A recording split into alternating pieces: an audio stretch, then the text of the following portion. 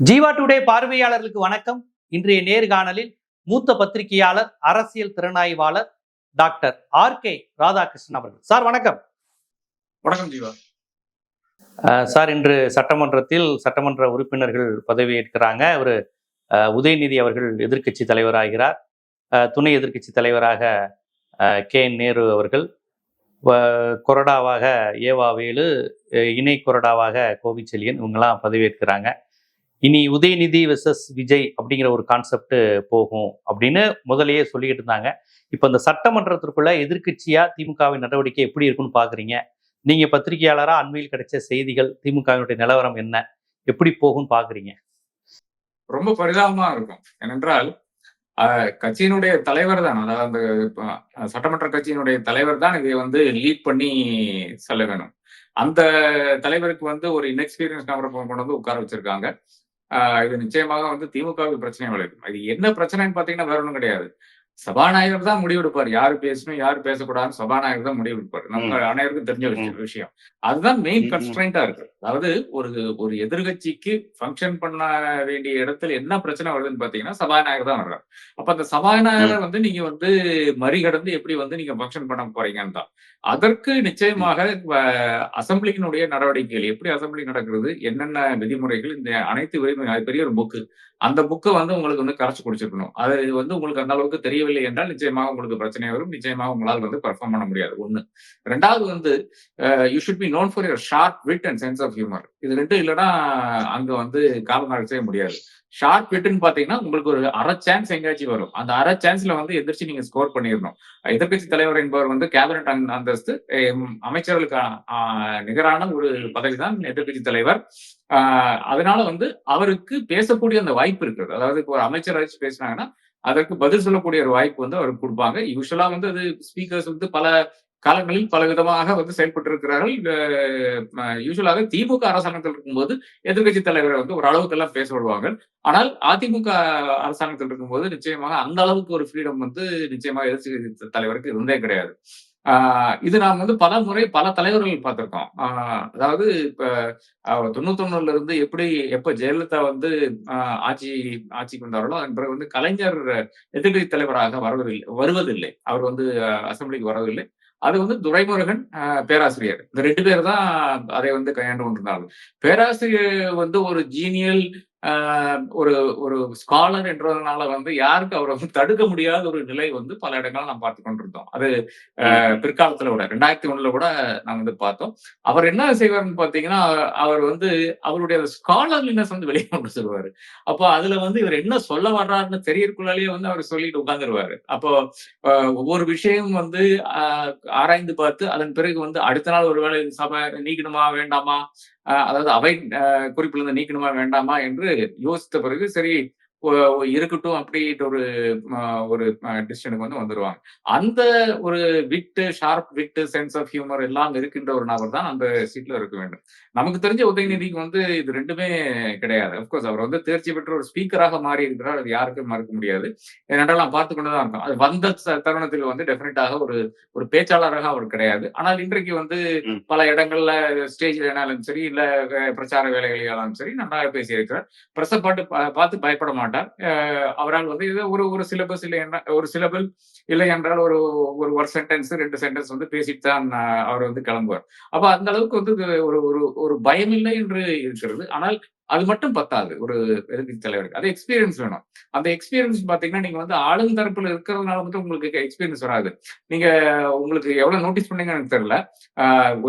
உள்ளுக்குள்ள வந்தோடனே அசம்பிளியில எம்எல்ஏ தேர்ந்தெடுக்க பிறகு அது வந்தோடனே அவருக்கு சீட் எங்க போடுறாங்கன்னு பாத்தீங்கன்னா, முதல்வருக்கு பின்னால இருக்கிற வரிசையில போடுறாங்க. செகண்ட் ரோல முதல்வருக்கு பின்னால இருக்கிற வரிசையில் போடுறாங்க. அதுல முக்கியமான விஷயம் என்னன்னு பாத்தீங்கன்னா, இதை நான் சொல்றேன், அதிகாரிகள் உங்களுக்காக மேனேஜ் பண்ணி கொடுப்பார்கள். நீங்க ஆளுங்கட்சி தரப்புல இருக்கிறவருக்கு ஒரு எக்ஸலண்ட் எக்ஸாம்பிள் இதா தான் இருக்கும். அதாவது முதல்வரை எப்பெல்லாம் நீங்க போக்கஸ் பண்றீங்களோ அது உதயம் ஃப்ரேம்ல எப்பவுமே இருப்பார். இதுதான் 2021 இருந்து ஆரம்பித்து அவர் அமைச்சராக வரை இருக்கிற 1 வருஷமா அதுவரை எப்பெல்லாம் முதல்வர் எழுந்து நின்று பேசுகிறாரோ, இல்லைன்னா முதல்வரை போக்கஸ் பண்றாங்களோ அப்ப பின்னால உதயம் இருப்பார். இது ஒரு இன்ஸ்டன்ட் ரீகால் மாதிரி ஒரு மக்களுக்கு வரும்.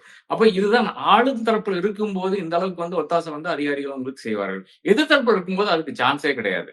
அப்ப எதிர்த்தரப்புல உட்கார்ந்து கொண்டு நீங்க இப்போ இது வந்து லாங் ட்ரான் அவுட் ப்ரொசீடிங்ஸ் தான் எப்பவுமே. ஏனென்றால் எப்படி ஆனாலும் உங்களுக்கு இந்த டிமாண்ட்ஸ் ஃபார் கிராண்ட்ஸ் இருக்கு இல்லையா, மானிய கோரிக்கைகள் இருக்கு இல்லையா, மானிய கோரிக்கைகள் வந்து அமைச்சர் பேசுவார்கள், அதன் பிறகு வந்து டிஸ்கஷன் நடக்கும். அந்த டிஸ்கஷன் என்பது போய்க்கொண்டே தான் இருக்கும். ஒரு 3 மணி நேரம் 4 மணி நேரம் சில மணி நேரம் சில டைம்ல 5 மணி நேரம் போய்க்கொண்டே இருக்கலாம். அதுல வந்து எதிர்க்கட்சி தலைவர் வந்து எப்பவுமே அங்க வந்து அசம்பிளியில வந்து பிரசன்ட் ஆகிருக்க வேண்டும். அந்த பிரசன்ட் ஆகிருந்து அதுல ஏதாச்சும் உங்களுக்கு வாய்ப்பு வரும்போது தான் அவர் வந்து ஏறி அடிக்க வேண்டும். அதான் அவருடைய நிலையா இருக்கிறது. அந்த ஒரு இடத்துல வந்து நீங்க கொஞ்சம் சிறிதாக அப்படியே உங்களுக்கு மயக்கம் வந்தாலோ இல்ல தூக்கம் வந்தாலோ கண்ணை வந்து அமைச்சிட்டாலோ இன்னைக்கு தொலைக்காட்சி என்பது அத என்டையர் அந்த ப்ரொசீடிங்ஸ் வந்து ரெக்கார்ட் பண்ற அந்த வாய்ப்பு இல்லைன்னா லைவ்ல போற அந்த வாய்ப்பு யாருக்கு வச்சிருக்கான்னு பாத்தீங்கன்னா ஆளுங்கட்சி தான் வச்சிருக்காங்க.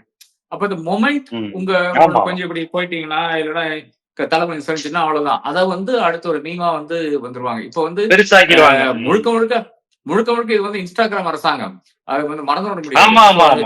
சமூக வலைதளங்கள் கட்டுப்பாடு அவங்கள்ட்ட தான் இருக்கு. ஆமா. சோ உங்க மேல அந்த அளவுக்கு போக்கஸ், அந்த அளவுக்கு பிரஷர் வந்து தேவையா என்ற கேள்வி இருக்கிறது. இவர் வந்து இப்ப கட்சி பணிகளை தாராளமாக செய்திருக்கலாம். இந்த பொறுப்பு வந்து என்னை பொறுத்தவரை வந்து எனக்கு பெஸ்ட் ஃபிட் இருக்கிறது எனக்கு தோன்றது தங்கம் தென்னரசு தான். அவர் வந்து நான் பலமுறை பார்த்திருக்கேன். இதுல அசம்பிளியானாலும் சரி வெளியானாலும் சரி அவருடைய இந்த ஷார்ப் விட் ஹியூமர் எல்லாமே இருக்கு. அதே மாதிரி ஒரு கீன் சென்ஸ் ஆஃப் ஹிஸ்டரி. நேருக்கும் இந்த கீன் சென்ஸ் ஆஃப் ஹிஸ்டரி எல்லாம் கிடையாது. அவருக்கு அசம்பிளி முறைகள் தெரியும். அதனால 10 வருஷம் வந்து எதிர்வரிசையில இப்பதான் உட்கார்ந்து வந்தாங்க. 2011 இருந்து 2020 வரை, அதுவும் 2011 இருந்து 2016 வரை அவர்கள் வந்து 3ஆம் பெரிய கட்சி தான். இவருடைய விஜயகாந்தனுடைய கட்சி தான் 2ஆம் பெரிய கட்சி. விஜயகாந்த் அதன் பிறகு அப்கோர்ஸ் அவர் மேல இருக்கிற அந்த பிரச்சனைகள்னால அந்த கட்சி உடைக்கிறாங்க, பல விஷயங்கள் நடந்தது. இருந்தால் கூட மிக மிக மோசமான ஒரு இடத்துல நேரு இருந்திருக்கிறாரு, வேலு இருந்திருக்காரு, பெர்ஃபார்ம் பண்ணியிருக்காங்க. நான் வேலு வந்து குறிப்பாக 2001 இருந்து 2006 வரை வந்து பார்த்திருக்கேன். நல்ல பெர்ஃபார்மன்ஸ் தான். நன்றாக அவர் வந்து பணியெடுத்தார் என்பதுக்கு யாருக்கும் மாற்று கருத்து இருக்க முடியாது என்று நான் கருதுகிறேன். அப்படி இருந்தாலும் கூட இந்த ஒரு பேராசிரியர்களுடைய அந்த ஒரு துணி வருகின்ற ஒரு மனிதர் இல்லை என்றால் அதற்கு நிகராக நிகர்னு கூட சொல்ல முடியாது. அதற்கு ஏறத்தாழ அந்த ரோல்ல வருகின்ற ஒரு மனிதன் பாத்தீங்கன்னா இன்னைக்கு தென்னரசு தான் இருக்காரு. அதை தாண்டி இன்னொரு நபர் வந்து எனக்கு இந்த எலெக்டட் ஆளுகளை தென்படவில்லை. இல்ல இப்ப எதிர்கட்சி தலைவராக மு.க. ஸ்டாலின் உட்காரும் போதும் சொன்னது வந்து இதை விட கடுமையான விமர்சனம் வந்தது. கலைஞர் இடத்துல ஸ்டாலினா நினைச்சு பார்க்கவே முடியாது, அவரை மாதிரியான சென்ஸ் ஆஃப் ஹியூமர் உண்டா, வரலாற்று புரிதல் உண்டா, அரசியல் அனுபவம் உண்டா, அவருடைய மகன்கிற ஒரே தகுதி தானேங்கிற விமர்சனம் முன்னாள் முதலமைச்சர் மு.க. ஸ்டாலினுக்கும் இருந்தது. ஆனா எதிர்கட்சி தலைவரா அவர் தொடர்ச்சியா செயல்பட்டது, தொடர்ச்சியா நின்னது, அதுக்கப்புறம் ஆளுங்கட்சியாவும் சட்டசபைனாலே ஸ்டாலினுக்கு ஒரு ரோல் உண்டுங்கிற அந்த ரேஞ்சை வந்து எதிர்கட்சியாவும் ஆளுங்கட்சியாவும் ரெண்டுலயும் அவர் ப்ரூவ் பண்ணிட்டார்ல. ஒண்ணுமே பேசாம உட்காந்து எந்திரிச்சு போனவர் கிடையாது, அடிக்கடி ஆப்சென்ட் ஆனவர் கிடையாதுங்கிற பேர் ஸ்டாலினுக்கு வந்துருச்சுல. இப்ப எதிர்கட்சியா இருக்கக்கூடிய வாய்ப்பு காலம் இப்பதான் உதயநிதிக்கு தந்திருக்கு, இதுக்கு முன்னாடி அது தரல. சோ அதை அவரு ப்ரூவ் பண்ணிட மாட்டாரா? ஸ்டாலினுக்கு வந்த மாதிரி வாய்ப்பு உதயநிதிக்கு வராதா? ஸ்டாலினுக்கும் இப்படித்தானே சொன்னாங்க, கலைஞர் பையன்கிற ஒரு தகுதியை தவிர இருக்கிற என்ன இருக்குன்னு தானே பேசினாங்க. இப்ப அப்படி பேசலையா யாருமே ஸ்டாலின? இல்ல அது ஒரு காலத்துல வந்து கலைஞர் பிள்ளை என்ற ஒரே ஒரு தகுதி தான் மு.க. ஸ்டாலின் பேசுறவங்க வந்து அபத்தமான பேசுறார்கள். அவர்களுக்கு வரலாறு அறியாமல் பேசுகிறார்கள், இல்லை என்றால் நிகழ்காலம் அறியாமல் பேசுகிறார்கள். ஸ்டாலின் தேர்ந்தெடுத்து ஃபர்ஸ்ட் போட்டி போட்ட தேர்தல் பாத்தீங்கன்னா 1984 நினைக்கிறேன். 84 எம்ஜிஆர் ஆட்சி. ஆமா. அதுல வந்து தோல்வியை கண்டார் என்று அரங்கநாயகம் கே ஏ கிருஷ்ணசாமி தான் ஜெயிச்சாரு. அப்ப கிருஷ்ணசாமி அரங்கநாயகம் சொல்லிட்டு இருக்கேன், கிருஷ்ணசாமி ஜெயிச்சாரு. அதன் பிறகு அடுத்த தேர்தலில் வந்து கிருஷ்ணசாமியை வந்து அவர் தோக்கடிக்கிறார். அது இதுக்கும் உதவிக்கும் எவ்வளவு வித்தியாசம் இருக்குன்னு பாருங்களேன். அதன் பிறகு 1996 வந்து மேயராக பொறுப்பேற்கிறார். அப்ப வராத கிரிட்டிசமா இப்ப வந்து ஒரு வெற்றிவேல் போன்ற ஒரு நபர் வந்து எதிர்வரிசையில் உட்கார்ந்து கொண்டிருக்கிறார். தேர்ச்சி பெற்ற பல நபர்கள் வந்து எதிர்கட்சி கட்சி வரிசையில் உட்கார்ந்து கொண்டிருக்கிறார்கள். அவரையெல்லாம் வந்து இப்ப ஒரு சமாதானம் பண்ணி இல்லை என்றால் ஓரம் வெட்டி தான் இவர் வந்து 5 வருட காலம் வந்து நிச்சயமாக ஒரு பெரிய ஒரு ட்ரைனிங் கிரவுண்டாகத்தான் கார்பரேஷன் இருந்தது. கார்பரேஷன் என்பது ஏறத்தாழ ஒரு மாநிலத்தினுடைய ஒரு மைக்ரோசம், ஒரு சிறிய மாநிலம் என்றே எடுத்துக்கொள்ளலாம். அவ்வளவு பெரிய இடம். அப்போ அதை தாண்டியும் 2021 அவர் மறுபடியும் தேர்ந்தெடுக்கப்படுகிறார். தேர்ந்தெடுத்த பிறகுதான் ஜெயலலிதா வந்து அந்த சட்டத்தை கொண்டு வருது. ஒன் மேன் ஒன் போஸ்ட் என்ற சட்டத்தை கொண்டு வருது. அதன் பிறகு வந்து அவருக்கு மேயராக எடுக்க முடியவில்லை. எம்எல்ஏவாக தொடர்கிறார். அப்ப எம்எல்ஏவாக எதிர்வரிசையில் ஒரு முறை உட்கார்ந்து அப்போது வந்து எதிர்க்கட்சி தலைவராக இல்லாத ஒரு நபர் தான் மு.க. ஸ்டாலின். அப்ப இந்த கம்பேரிசனே தவறு. அப்படி ஒரு கம்பேரிசன் இருக்கக்கூடாது. அதன் பிறகு வந்து அவர் அமைச்சராகிறார். அமைச்சராகி எவ்வளவு பெரிய இன்னல்களை சந்திக்கிறார். அதாவது லோக்கல் அட்மினிஸ்ட்ரேஷன் மினிஸ்டராக இருந்த டைம்ல வந்து அவர் பல விஷயங்களுக்கு வந்து பதில் சொல்லக்கூடிய ஒரு கட்டாயத்துல வந்து தள்ளப்படுகிறார். அந்த இதெல்லாம் அது தாண்டி தான் வந்திருக்கிறார். உதய ஒரு ஸ்போர்ட்ஸ் மினிஸ்டராக தான் இருந்தார்கள், நாம் மறந்து விட முடியாது. எல்ஏ மினிஸ்டர் என்பதுதான் அவர்தான் அந்த ஆட்சி கவலுமா இல்ல இருக்குமா என்று நிர்ணயம் செய்யக்கூடிய இடத்தில் இருக்கின்ற முக்கியமான ஒரு நபர். உங்களுடைய நகரங்கள் வந்து ஒழுங்கா சீராக இருக்கிறதா இல்லையா என்று தீர்மானிக்கக்கூடிய நபர். அதன் பிறகுதான் உங்களுக்கு வந்து ஒன்னும் பிரச்சனைகள் வரும். இல்லை என்றால் எவ்வளவு நல்லா செஞ்சாலும் உங்களுக்கு வந்து மக்கள் வந்து கழுவி ஊத்தாம போறாங்க. அப்படி இருந்தாலும் கூட நன்றாக, அதாவது என்னை பொறுத்தவரை கோசிமணிக்கு பிறகு ஒரு best performing local administration minister பாத்தீங்கன்னா எம்.கே. ஸ்டாலின் தான்.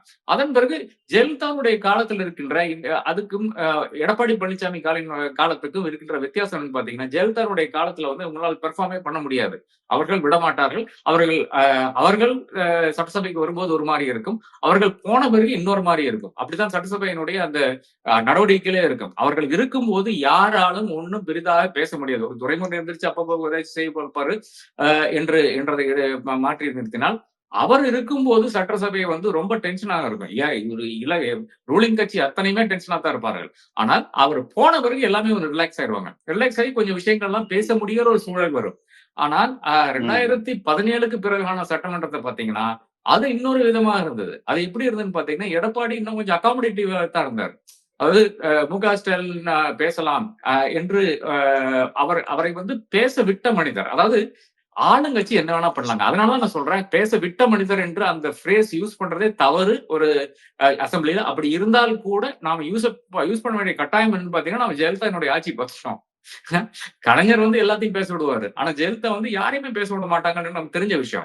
அப்போ என்னை பொறுத்தவரை MK. Stalin had it easy. 2017 இருந்து 2021 வரையான காலகட்டத்தில் வந்து ஹி ஹேட் இட் ஈஸி. அதுக்கு முன்னால அப்கோர்ஸ் ரொம்ப கடினமான ஒரு பீரியடா தான் இருந்தது. அப்ப அது ரெண்டு கம்பேரிசனே ரொம்ப தவறுங்க. அப்படி கம்பேரே பண்ணக்கூடாது. அது தவறு. இல்ல நீங்க ஒப்பிடுறது அந்த காலகட்டம் என்ன மாதிரியான ஆளுமைகள், என்ன மாதிரியான காலகட்டத்துல மு.க. ஸ்டாலின் நீந்தி வந்துட்டாரு, ரொம்ப சுலபமா கலைஞர் புள்ள அதனால வந்துருச்சு அப்படின்ட்டு சொல்வது வந்து ஒரு அபத்தமான வாதம்ங்கிறத நான் ஏற்றுக்கொள்கிறேன். ஸ்டாலின் வெர்சஸ் ஜெயலலிதா அப்படிங்கிற ஒரு காலகட்டத்தில இருந்து அவர் வந்திருக்கிறாரு. ஆனா இப்ப காலகட்டத்தை பாருங்க, உதயநிதிக்கு எதிராக இருப்பது ஜெயலலிதா இல்ல, எம்ஜிஆர் இல்ல, கலைஞர் எதிர்கொண்ட காமராஜர் இல்ல, இப்ப விஜய் இருக்கிறார். விஜய் உதயநிதி இந்த காலகட்டம், இந்த ஜென்சி, இந்த அரசியல் புரிதல், இந்த கூட்டம் இதோட ஒப்பிட்டு பார்க்கும்போது இது ஒரு சமபலமாயிராதா? எப்படிங்க ஆகும்? என்ன பேசுறீங்க எனக்கு புரியல. அதாவது இது விஜய் வெர்சஸ் ஸ்டாலின் இருந்தா தான் அது வந்து ஒரு ஃபேர் ஃபைட்டாக இருக்கும். விஜய் வெர்சஸ் உதயனா he will walk all over Uday. அதான் என்னுடைய பதிவிலே நான் அதான் சொல்லியிருந்தேன். அது என்ன 2-3 விஷயங்கள் இருக்கு அதுல. ஒண்ணு, விஜய்க்கு வந்து நெப்போ பேபி தான். அதாவது அவருடைய தகப்பனார் தான் அவருக்கு வந்து ஃபர்ஸ்ட் பிலிம்ல வாய்ப்பு கொடுக்குறாரு. அதுல யாருக்கும் மாற்றுக்கிறது இருக்க முடியாது. ஆனால் ஒரு உதய்க்கு இருந்த பொலிட்டிக்கல் பேக்கிங் வந்து ஒரு காலத்திலயும் வந்து விஜய்க்கு இருந்ததே கிடையாது. அவர் வந்து சக்சீட் ஆனது எப்படின்னு பாத்தீங்கன்னா, அவருடைய அந்த பலத்துல தான் அவர் சக்சீட் ஆகிறத தவிர நிச்சயமாக உதய் இப்ப பாருங்க, உதய் வந்து எத்தனை படம் நடிச்சிருக்காரு? 18-20 படம் நடிச்சிருக்கிறாரு. ஆனால் இந்த அளவுக்கு தான், அதாவது பல படங்கள் வந்து அதுல வந்து தேராத படங்களா இருக்கிறது. அப்போ இந்த அளவுக்கு தேராத படங்கள் கொடுத்து கூட ஒரு 18 படமோ 20 படமோ நடிக்கக்கூடிய இன்னொரு நடிகரை வந்து எனக்கு காட்டுங்க. ஹீரோவா நடிக்கக்கூடிய இன்னொரு நடிகரை எனக்கு இந்த நாட்டுல காட்டுங்க. அதன் பிறகு நான் வந்து பேசுவோம். விஜய்க்கு அந்த இது கிடையாது. விஜய்க்கு வாய்ப்பு கொடுத்தார்கள், நெப்போ பேபி வாய்ப்பு கொடுத்தார்கள், அவர் வந்து சக்சீட் ஆகிறார். அதன் பிறகு வந்து இன்னைக்கு கூட இந்தியாவில 3rd லார்ஜஸ்ட் கிராசர் என்ற அளவில் வந்து அவர் இருக்கிறார். நான் வட இந்தியாவில் இன்னும் பல இடங்கள்ல வந்து இவருடைய பேரை கேட்டதில்லை என்று சொல்கிறார்கள். அப்படி இருந்தால் கூட ஷாருக் கான், அல்லு அர்ஜுனுக்கு பிறகு வந்து இருக்கின்ற ஹையஸ்ட் கிராசிங் ஸ்டார்ன்றது விஜய் தான். அந்த இடத்தை எப்ப உதய் தொட்டிருக்காரா? அப்போ இந்த கம்பேரிசன் வரும்போது திமுக ஒரு தொய்வு வருது. அதுதான் நான் பிரச்சனையாக காண்கிறேன். இந்த கம்பேரிசனே வரக்கூடாது. இத வரக்கூடாது என்றுதான் திமுக அட்வைஸ் பண்ண அந்த நிறுவனங்கள் வந்து என்ன பண்ணுச்சுன்னு பாத்தீங்கன்னா, ரொம்ப கிளவராக அவர்கள் எவ்வளவோ கஷ்டப்பட்டார்கள். அது வந்து உதய் வெர்சஸ் ஸ்டாலின், இல்லன்னா ஸ்டாலின் வெர்சஸ் இவரு விஜய் என்றுதான் அவர்கள் முழுக்க முழுக்க வந்து ட்ரை பண்ணார்கள். அது எங்க அடிபட்டு போகுதுன்னு பாத்தீங்கன்னா, மு.க. ஸ்டாலினால அந்த அளவுக்கு வந்து பிரச்சாரம் செய்ய முடியவில்லை. உதய் பல இடங்களுக்கு 80க்கும் மேற்பட்ட இடங்களுக்கு போனார்ன்னு நான் நினைக்கிறேன். போனார்ன்னு நான் நினைக்கிறேன். அதுல மறுபடியும் அந்த உதய் வெர்சஸ் விஜய்ன்னு வந்து விட்டது. ஒரு ஃபர்ஸ்ட் ரவுண்ட் நம்ம பார்த்துட்டோம். உதய் வெர்சஸ் விஜயினுடைய ஃபர்ஸ்ட் ரவுண்டினுடைய ரிசல்ட் தான் இந்த தேர்தலினுடைய என்ன வெற்றியோ தோல்வியோ எடுத்துக்கொள்ளலாம். அவங்களுக்கு கிளியர் வெற்றி யாரும் கொடுக்கல, தாவேகா கொடுக்கவில்லை. அப்படி இருந்தால் கூட உதய் வெர்சஸ் விஜயுடைய ஃபர்ஸ்ட் ரவுண்ட் நாம் பார்த்து விட்டோம். இது வந்து செகண்ட் ரவுண்ட் நடக்க போறது. இந்த செகண்ட் ரவுண்ட் வந்து நான் முன்கூட்டியே ஒரு தீர்ப்பு வந்து கொடுத்து விட்டுறேன். அதான் என்னுடைய ஒரு தீர்ப்பாக இருக்கிறது. விஜயோட பெர்ஃபார்மன்ஸ் சட்டமன்றத்தில் எப்படி இருக்குன்னு பாக்குறீங்க ஒரு முதலமைச்சரா? இப்ப இவர் எதிர்கட்சி தலைவரா இவருக்கு இன்னும் அனுபவம் வேணுங்கிறீங்க. இவர் சீஃப் மினிஸ்டரா அவருடைய நடவடிக்கைகள், அரசியல் புரிதல், சட்டமன்ற நிகழ்வுகளை அவர் எப்படி எதிர்கொள்வார்னு ஒரு பத்திரிகையாளரா பாக்குறீங்க? இல்ல ஒண்ணுமே தேவையில்லையே, ஒண்ணுமே தேவையில்லை. அப்படி ஒரு பிரச்சனையே கிடையாதுங்கிறேன். ஒரு ஆளும் தரப்புல இருக்கின்ற ஒரு நபருக்கு வந்து அந்த பிரஷரே கிடையாது. உங்களுக்கு வந்து நீங்க சட்டசபைக்கு எவ்வளவு முறை தெரியல, பட் எங்க அதிகாரிகள் உட்கார்ந்து கொண்டு இருக்கிறார்கள். இங்க கேள்வி கேட்கும்போது அதிகாரிகிட்ட இருந்து குறிஞ்சிட்டு வரும். அந்த குறிஞ்சிட்டு எடுத்து நீங்க படிச்சா போதும், வேற ஒண்ணும் வேண்டாம். தமிழ் படிக்க தெரிஞ்ச கிடையாது. ஒரு முதல்வருக்கோ இருக்கின்ற அமைச்சர்களுக்கோ வந்து எதிர்தரப்புல இருந்து டப்புன்னு ஒரு சப்ளிமெண்டரி கேள்வி கேட்டால் அது விடுவாங்களான்னு தெரியாது, அது ஒரு விஷயம். பட் அப்படி விட்டால் 100% நான் சொல்றேன், அதிகாரிகள் அதுக்கு ஒரு பதில் வந்து தயாராக வைத்திருக்கிறார்கள். அப்போ என்ன பண்ணுவாங்கன்னு பாத்தீங்கன்னா, யூசுவலா இருக்கிற ஒரு நடைமுறை தான் மட்டும்தான். அது என்னன்னு பாத்தீங்கன்னா, எதிர்ப்பு தரப்புல இருக்கிறவர்களை வந்து பேச விடுவார்கள். இப்போ ஒருத்தர் வந்து ஒரு கேள்வி கேட்டாருன்னா, அந்த கேள்விக்கு உடனடியாக ஆளும் தரப்பில் பதில் இல்லை என்றால் அவர்கள் என்ன செய்வாங்கன்னு பாத்தீங்கன்னா, இன்னொரு நபரை வந்து கூப்பிடுவாங்க, அது மூணாவது ஒரு நபரை பத்தி கூப்பிடுவாங்க. இப்போ பதிலே தெரியவில்லை என்றால் அந்த குறிஞ்சிட்டு வந்த பிறகு அவர்கள் படித்து பார்த்து விட்டு, அந்த அமைச்சர் படித்து பார்த்து விட்டு அவர் எந்திரிப்பார். மாண்புமிகு பேரவைத் தலைவர் அவரே, இந்த நபர் வந்து இந்த மாதிரி ஒரு கேள்வியை கேட்டிருக்கிறார், அவருக்கு நான் விளக்க கடமைப்பட்டிருக்கேன் அப்படின்னு சொல்லிட்டு இந்த குறிஞ்சிட்ட படிச்சிருவார். அப்போ உங்களை வந்து எக்ஸ்போஸே பண்ண முடியாது. அதுக்குள்ளால வந்து அதிகாரிகளை வந்து நீங்கள் சுவாதீனம் பண்ணி அதன் பிறகு தவறான தகவலை நீங்க கொடுக்க வச்சா மட்டும்தான் அங்க வந்து விஜய்க்கு ஒரு தொய்வு வரும், அமைச்சருக்கு ஒரு தொய்வு வரும். தவிர நிச்சயமாக இல்லை என்றால் உங்களால பண்ணவே முடியாது. நம்ம லோக்சபா பார்த்து கொண்டுதானே இருக்கிறோம். இப்ப லோக்சபால வந்து மைனாரிட்டி அரசாங்கம், அந்த மைனாரிட்டி அரசாங்கம் ஒரே ஒரு ஓம் பிர்லாவை வச்சு பாக்கி இருக்கின்ற எதிர்கட்சி தலைவர்களுக்கு என்ன மாதிரி விரல் விட்டு ஆட்டுறாங்க. இப்ப ராகுல் காந்தி பேசும்போது கேமரா வந்து ராகுல் காந்தி மேலேயே நிக்காது, அது ஸ்பீக்கர்கிட்ட போய் நிக்குது, மோடி கிட்ட போய் நிக்குது, வேற எங்கேயோ போய் நிக்குது. this has become the game. இப்படி இருக்கக்கூடாது, இது தவறு என்பது நான் உணர்ந்தாலும் நான் அதை பத்தி பேசினால் கூட நடைமுறையில இப்படித்தான் இருக்கு. நீங்க சொல்றது கரெக்ட். ஏன்னா இப்ப ஆளுங்கட்சிக்கு யார் ஆளுங்கட்சியோ கேமரா அவங்க கையில இருக்கும், அந்த டிவிக்கு தான் அது முதல்ல போகும், அவங்ககிட்ட மட்டும் தான் ஃபுட்டேஜ் இருக்கும். விஜயகாந்த் அந்த சண்டை போட்ட நிகழ்வுக்கு இன்னைக்கு வரையும் பலர் சொல்ற காரணம் வந்து விஜயகாந்த் மட்டும் தான் கேமரா காமிச்சாங்க, அவரை ப்ரொவோக் பண்ணி கை செய்ய காமிச்ச ஏடிஎம்கே ஆட்கள் கேமராவை நீங்க காமிக்கவே இல்லை. ஆனா சட்டசபையில இருந்து நம்ம பத்திரிகையாளர்களுக்கு தெரியும் என்னென்ன பேர் என்னென்ன அவரை கை காமிச்சாங்க, தூண்டி விட்டது, அசிங்கமா பேசுனதெல்லாம் தூண்டி. ஆனா விஜயகாந்த் நாக்கு துரிச்சிட்டு பண்ணது பாமரத்தனமா ஆயிடுச்சு. பாத்துங்க, ஒரு சட்டசபைக்குள்ள எவ்வளவு பாமரத்தனமா இருக்கிறாரு, இன்னசென்டா இருக்கிறாரு, ஒரு நாகரிகம் இல்லையான்னு அவரை ஒரு ப்ரொஜெக்ட் பண்ணிட்டாங்க. நடந்தது அதுதான் அப்படின்லாம் சொல்லுவாங்க. சோ இது அப்ப உதயநிதி ரொம்ப கவனமா இருக்கணும், நொடிக்கு நொடி ஆபத்து தான், இது ரொம்ப சாதாரண விளையாட்டு இல்லைங்கிற மாதிரி பாக்குறீங்க. ஆமா, இதுதான் எக்ஸலண்ட் எக்ஸாம்பிள். நீங்க கொடுத்த எக்ஸாம்பிள் எக்ஸலண்ட் எக்ஸாம்பிள், நான் அதை மறந்துட்டேன். ஆனா அதுதான் பிரச்சனை. அதுதான் உங்க மேல எப்பவுமே ஒரு கேமரா இருக்கும். நீங்க உங்களை ஒரு டார்கெட்டாக மாற்றுறீர்கள். நீங்க ஒரு டார்கெட்டாக மாற்றி விட்டால் நீங்க அங்க வந்து 3 மணி நேரமோ 4 மணி நேரமோ வந்து இந்த டிசிப்ளின் வந்து இவங்களுக்கு வருங்க. ஒரு நேருக்கு வரும், ஒரு வேலுவுக்கு வரும், ஒரு தங்கந்தனரசுக்கு வரும், கோவை சிலைன்னு கூட வர்றதுக்கு வாய்ப்பு இருக்கிறது. அப்ப இவர்கள் எல்லாம் உட்காரும் போது டெட் அண்ட் ஃபேஸா உட்காருவாங்க. அப்கோர்ஸ் நேரு வந்து ஏதாச்சும் சொல்லிட்டே இருப்பாரு, அது ஒரு விஷயம். அதை தாண்டி இப்ப வேலுடைய முகத்தில் இருக்கிற ஒரு எக்ஸ்பிரஷன் நீங்க வந்து பிடிக்க முடியாதுங்க. இப்படியே கூர்ந்து அப்படியே பார்த்துட்டே இருப்பாரு, அவ்வளவுதான். தங்கந்தனரசும் அதே மாதிரிதான், சரினும் அதே மாதிரிதான். அப்ப இவர்களால் அது முடியும். அதே நேரத்துல என்னை மாதிரி ஒருத்தன் போய் அசம்பிளி உட்காந்து என் மூஞ்சில எல்லா எக்ஸ்பிரஷனும் வந்துட்டு தான் இருக்கும். அது என்னால முடியாது, பலர்னால முடியாது. அப்ப என்னை பொறுத்தவரை அதுதான் பிரச்சனையா இருக்கு. இதுதான் எக்ஸ்பீரியன்ஸினுடைய ஒரு விளைவாக வருகின்ற அந்த ஒரு இது இருக்கு இல்லையா, அதான். அப்போ இவரு ஜெயித்து வந்தால் கூட நம்மளுடைய விஜயகாந்த் வந்து ஒரு முறை ஜெயித்த பிறகுதான் அடுத்த முறை வருகின்ற அந்த விஷயம் இருக்கு. அப்ப வந்த போது கூட அவரால் வந்து அதை கண்ட்ரோல் பண்ண முடியவில்லை. எதிர்க்கட்சி தலைவரான பிறகு அவருக்கு நடந்த அந்த அவலம் இருக்குது இல்லையா?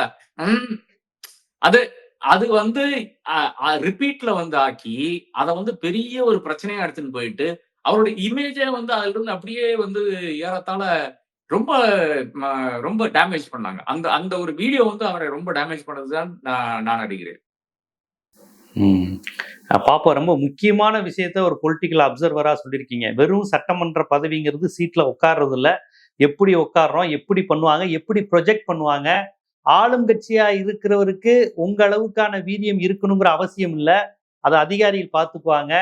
எதிர்கட்சியா இருக்கிறவங்க தான் வீரியமா செயல்படணும். உங்களை கார்னர் பண்ணுவாங்க. சிசிடிவி கேமரா, டிவி கேமரா, அரசாங்க கேமரா எல்லாம் உங்களை மட்டுமே குறி வைக்கும். அது மட்டும் இல்லாம இன்ஸ்டா சமூக வலைதளம் முழுக்க ஆக்கிரமித்து கொண்டிருக்கின்ற ஒரு கட்சி ஒரு ஆட்சியில் வந்திருக்கு. அப்படிங்கிற எல்லா எச்சரிக்கையையும் நீங்க இதுல ரொம்ப நுட்பமா கவனிச்சு சொல்லியிருக்கீங்க. பார்ப்போம் இது எப்படி போகுதுங்கிறது தெரியல. பார்ப்போம் இது எப்படி நகரப்போகுது சட்டமன்ற நடவடிக்கைகள் என்பதை தொடர்ந்து பார்ப்போம். நன்றி. நன்றி. நன்றி.